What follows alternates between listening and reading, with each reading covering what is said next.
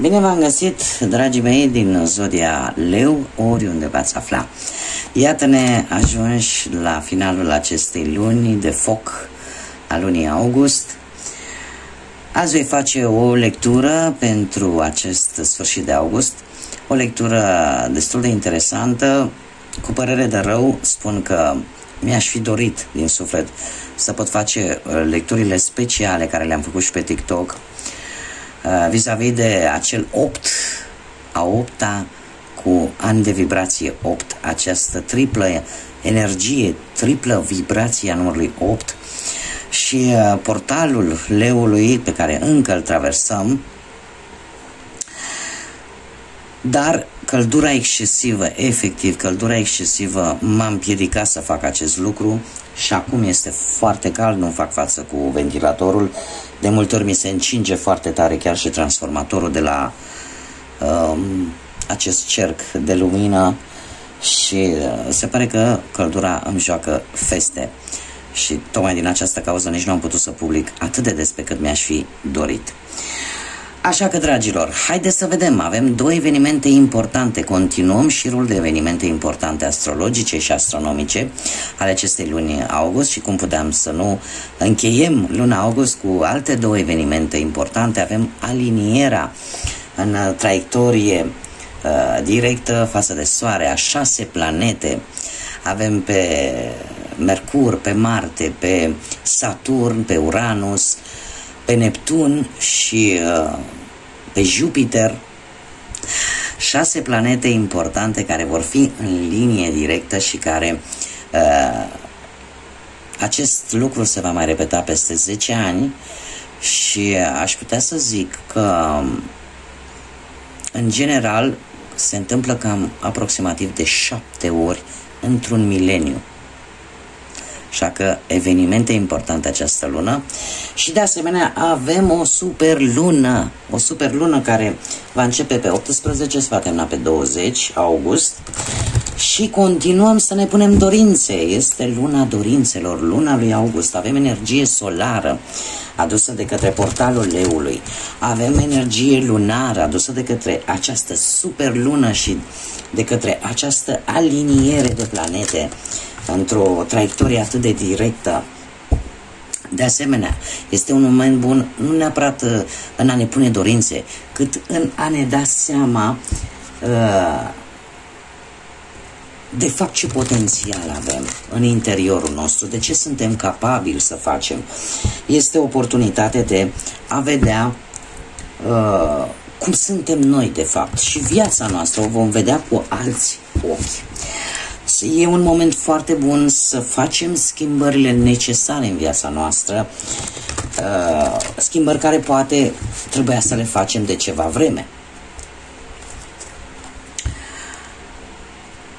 Este o invitație în a colabora sau a pune limite tehnologiei. Ce înseamnă asta?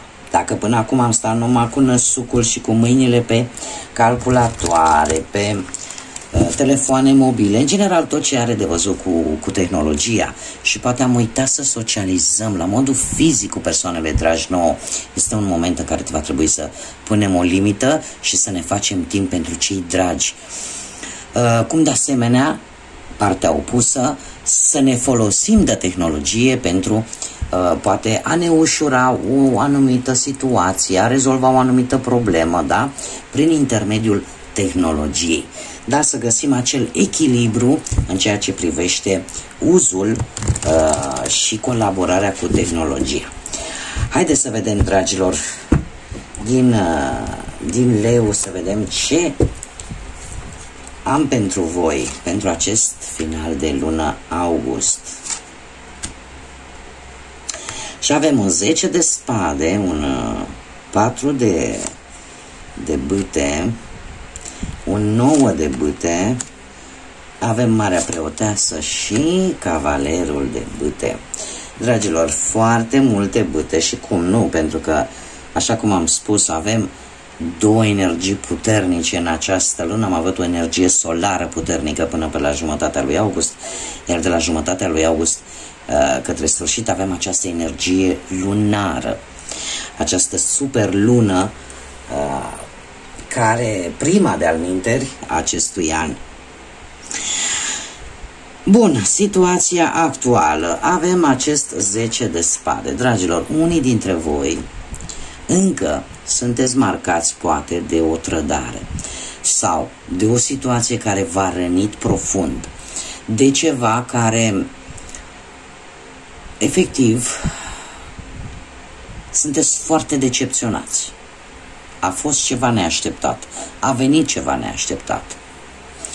Anumite jocuri ascunse pe la spatele tău care te-au făcut să suferi, să simți durerea. Trebuie să spun că acest lucru se va termina. Nu vor mai veni aceste lucruri rele pe o perioadă de timp îndelungat. Problema, sau nu neapărat problema, ce ar trebui să faci în acest moment, să-ți dai seama de puterea pe care o ai în interiorul tău, de a trece peste aceste lucruri care te-au rănit atât de adânc și atât de profund. Vei face o schimbare foarte dramatică în ceea ce te privește și vei lua, poate, este precum proverbul acela, ceea ce nu te omoară te face mai puternic, și vei descoperi lucrul ăsta. Poate, nu știu, ai avut parte de o trădare la locul de muncă, poate ai avut parte de o concediere sau cineva poate ți-a promis un post, dar care ești conștient că nu se va concretiza și consider că ai pierdut timpul de pomană. Aici apare această decepție profundă. De asemenea, dacă nu vorbim de muncă și vorbim poate de bani, poate ai avut o pierdere din cauza unor persoane în care ai avut încredere. Ar fi bine ca în viitorul apropiat, totuși, să eviți să faci împrumuturi, dar nici să iei bani împrumut.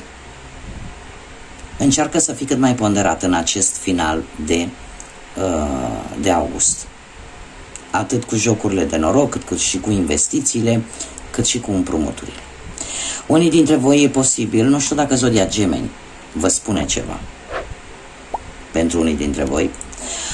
Unii dintre voi, în ceea ce privește dragostea și relațiile sentimentale amoroase, au avut parte poate de o infidelitate, de o trădare sau de anumite secrete sau pur și simplu a apărut o ruptură. Și aceasta este cauza decepției tale și acestui moment dureros. Cum de asemenea pentru cei care sunteți singuri, e posibil să nu fi fost, poate, atât de atenți cu persoanele noi care au apărut în viața voastră și care poate nu și-au ținut promisiunile. Și de aici să provină această suferință și decepție. Ce încerci să nu te mai intereseze foarte tare? Pe unii dintre voi nu vă mai interesează poate o nuntă, poate un eveniment care trebuia să aibă loc, sau poate nu vă mai interesează o anumită stabilitate în care poate ați crezut. În acest moment lucrul acesta este cumva pe un plan mult mai jos. Și e vorba foarte mult, cum am mai spus, de ceva important, ceva care poate să aibă legătură atât cu relația cât și cu familia. Sau poate ați vrut să faceți o schimbare de locație și o amânați. Ce se așterne în calea voastră? Avem un 9 de bâte. În calea voastră se va așterne provocări, poate anumite obstacole, dar ce vreau să vă spun? Că le veți trece. Le veți trece de ce? Pentru că sunteți veți fi pe punctul de a rezolva ceva important pentru voi și uite așa, pe nepusă masă, pac, vă mai vine o altă provocare sau vă mai vine alt obstacol. Dar lucrul ăsta, chiar dacă va întârzia cumva rezultatul pe care voi îl așteptați, asta nu înseamnă că îl va și elimina. Da? Decât vor apărea anumite întârzieri, tu nu trebuie să renunți, nu trebuie să te lași, trebuie să fii curajos, să fii determinată și nu știu, ca și cum ai lua în calcul atât rezultatul pro cât și cel contra. În orice caz, ești pe punctul de a rezolva ceva și brusc ceva se schimbă, ceva mai întârzie, dar de rezolvat îl vei rezolva. Nu știu, poate să fie vorba de cineva de la locul de muncă care vrea să-ți ia postul și asta va aduce anumite tensiuni, sau poate că ai propria firmă și acea negociere devine un pic mai dificilă, poate cu o altă firmă, sau dacă ești, de exemplu, pentru un post, participi, concurezi pentru un post anume și ai mai mulți, sunt mai multe persoane, da, care vor același post, vei lupta un pic mai mult pentru a-l obține. Important este să nu te lași. Iar dacă vorbim de dragoste, pentru cei care sunteți totuși într-o relație, trebuie să vă apărați amândoi. De ce? Pentru că e posibil să alții, de fapt, să fie împotriva relației voastre. Cineva care mereu are ceva de spus, ceva contra de spus, și atunci atât tu cât și perechea ta trebuie să luptați împreună pentru ceea ce vă doriți. Pentru cei singuri e posibil să câștigi inima cuiva, dar, cum am mai spus, după o lungă luptă cu alți pretendenți sau pretendente. Deci sunt mai multe persoane interesate de aceeași persoană de care ești interesat tu. Mergem mai departe. De ce anume trebuie să ții tu cont? Și avem Marea Preoteasă. Ar trebui să ții cont că în această perioadă, paradoxal, oricum tu vrei să strălucești, oricum tu vrei să ieși și în general reușești să ieși în evidență și să atragi privirile, mai ales, mă refer aici foarte mult la doamnele din Leu, se pare că în acest sfârșit de august vei străluci și mai mult. Vei avea un magnetism aparte, atât bărbați cât și femei din Leu, ceva care va atrage în mod special, nu știu, o energie pe care o manifestați în jurul vostru și va face ca cei din exterior să fie atrași de către voi. Ar trebui asta așa per general, dar e posibil să apară anumite invidii la locul de muncă. Ar trebui să nu răspundeți la aceste invidii, la aceste bârfe și să nu participați la ele. Da, mai bine să stați cu minți în băncuța voastră în ceea ce privește viața asta profesională, pentru că e ca și cum v-ați asculta intuiția. Stau eu cu minte aici în banca mea, las lumea să vorbească, da? Pentru că este o perioadă, cum am mai spus, foarte energică, care energiile cumva se amestecă. De asemenea, ce ar mai fi de spus, că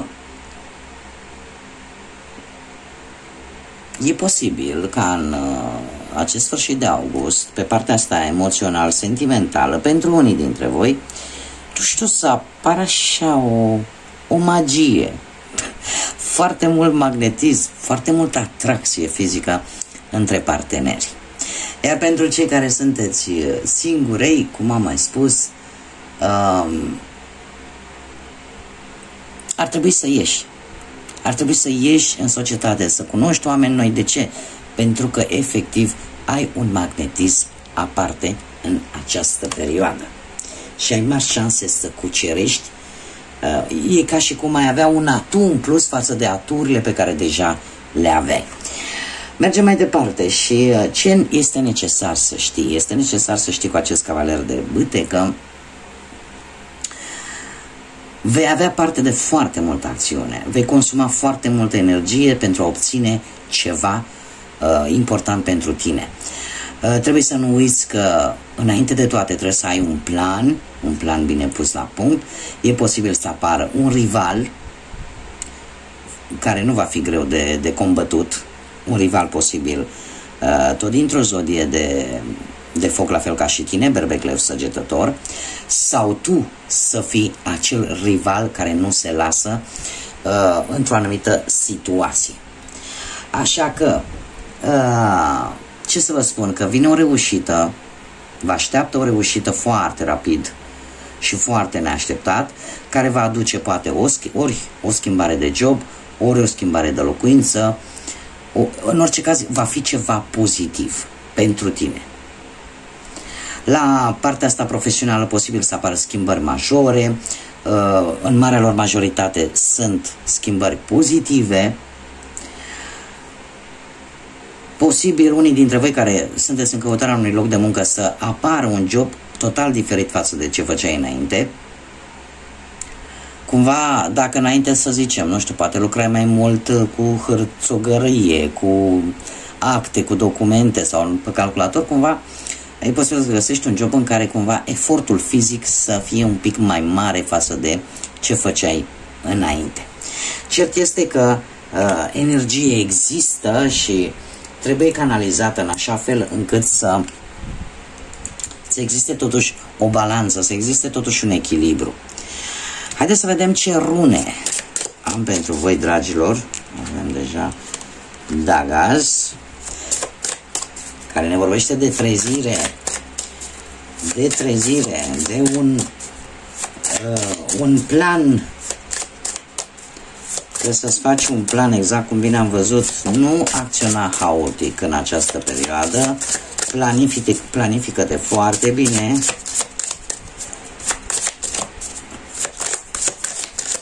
Încă două, te rog, pentru dragii mei din Leu. Dagaz, de asemenea, ne vorbește de transformare. Ceva legătură, nu știu, cu străinătatea pentru unii dintre voi. Nu știu dacă vindeți, cumpărați ceva, o posesiune de-a voastră. Cert este că mi-apare o relație cumva cu străinătatea sau cu cineva la distanță, sau poate faceți voi o călătorie la distanță. Unii dintre voi poate în străinătate, alții poate la distanță față de locul în care vă aflați în acest moment. De asemenea avem runa Ingwaz, care ne vorbește de fertilitate, de gestație. Ingwaz este runa care ne vorbește în mare parte de creștere, de găsirea păcii, de găsirea acelei armonii. Nu știu, poate faceți anumite schimbări în casă sau poate primiți o recunoaștere la locul de muncă sau cumva primiți poate dragostea aceea familiară de care aveți nevoie. Vrește foarte mult de căldura aia umană, căldura sufletească. Și de asemenea avem Kenaz, care ne vorbește despre cunoaștere și despre, aș zice eu, o iluminare. E posibil să vă vină o idee strălucită. O idee strălucită sau pur și simplu ceva va ieși la lumină. Ori o anumită informație, ori o anumită situație, ceva va ieși la lumină și vă va aduce așa o claritate. Veți vedea mult mai clar o anumită situație.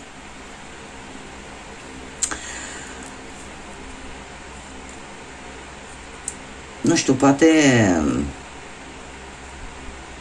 aș zice că e posibil să apară ceva care să vă arate vouă că sunteți cumva pe drumul cel bun. Și asta poate să fie. Haideți să mai scoatem și niște mesaje pentru voi. Atenție! Să cauți mai multe informații. Uite, vezi? Că deja mi-a sărit și acest mesaj. Fii precaut. De ce? Pentru că ar trebui să cauți mai multe informații și în felul ăsta să ai toate informațiile necesare. Dacă trebuie să iei vreo decizie, vreo hotărâre, să o faci cu toate obiectele pe masă, ca să zic așa. Și avem aici un comunicat. Se pare că ori va trebui să faceți un compromis. E o comunicare cu cineva, cu mai multe persoane, cu care posibil ori n-ați mai comunicat de mult, ori este cineva dintr-o fostă relație, dar de care vei auzi foarte curând. Vei avea o comunicare cu aceste persoane, dar tu trebuie să fii precaută și să acorzi atenție la anumite informații, să nu iei tot ceea ce ajunge la tine să-l iei ca fiind fix așa. Va trebui să cauți să sapi un pic mai mult și în felul ăsta să decizi dacă vei ierta, dacă vei face vreun compromis sau dacă pur și simplu nu te va mai interesa. Bun, dragilor, aceasta a fost lectura pentru voi, urându-vă toate cele bune. Pentru cei care încă își mai celebrează ziua de naștere, depinde când vedeți voi această lectură, la mulți ani și tot ce vă doriți. Iar vă doresc să aveți un sfârșit de august liniștit, plin de vești bune și de multă energie pozitivă. Până data viitoare, să fiți iubiți, dragilor!